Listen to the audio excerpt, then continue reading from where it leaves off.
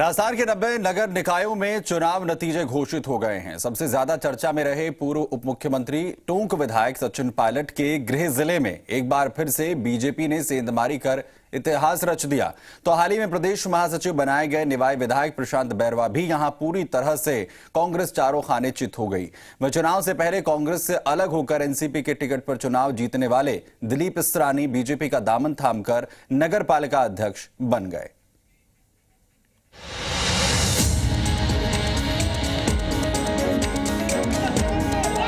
टोंक जिले की 5 नगर पालिकाओं निवाई, देवली, उनियारा, टोडा रायसिंह और मालपुरा में पालिका अध्यक्ष के नतीजे घोषित हो चुके हैं। इन नतीजों पर अगर सियासी पंडितों के हिसाब से नजर डालें तो कांग्रेस की नैया पूरी तरीके से यहां डूबती नजर आ रही है।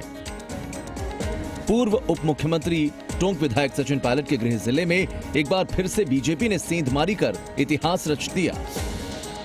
कांग्रेस के हाल ही में महासचिव बनाए गए निवाई विधायक प्रशांत बैरवा तो चारों खाने चित हो गए।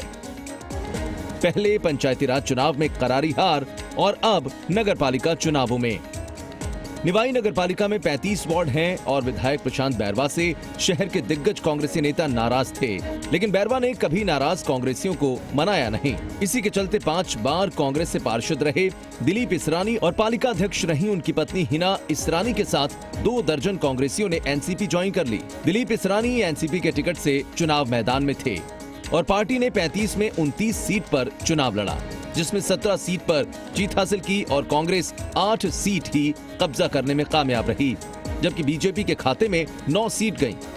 एक निर्दलीय की जीत ने दिलीप इसरानी का समीकरण बिगाड़ कर रख दिया, लेकिन इसरानी ने पालिका अध्यक्ष बनने के लिए अपने समर्थकों के साथ बीजेपी का दामन थाम लिया। पालिका अध्यक्ष के लिए हुए मतदान में दिलीप इसरानी को 35 में से 27 वोट मिले। ऐतिहासिक जीत हासिल कर इतिहास रच दिया। सभी जगह मैंने अपनी बात पहुंचाई, प्रदेश स्तर पे मैंने बात अपनी पहुंचाई, निवाई स्तर पे नेताओं तक मेरी बात पहुंचाई। सब जगह से मुझे नेगेटिव जवाब मिला कि नहीं साहब, विधायक की इच्छा नहीं है, विधायक आपको बिल्कुल भी नहीं लेना चाहते। मैंने मजबूरन राष्ट्रीय स्तर पर बात करके भारतीय जनता पार्टी ज्वाइन की और भारतीय जनता पार्टी ने मुझे कहा कि आप चेयरमैन बनिए, हम आपके साथ हैं। नतीजों से ये साफ है कि नेताओं को अर्श पर बिठाती भी जनता है और फर्श पर लाकर पटकती भी जनता है।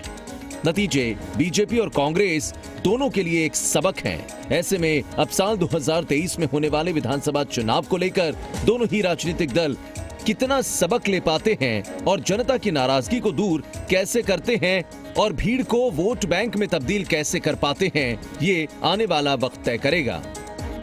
पुरुषोत्तम जोशी, जी मीडिया, टोंक।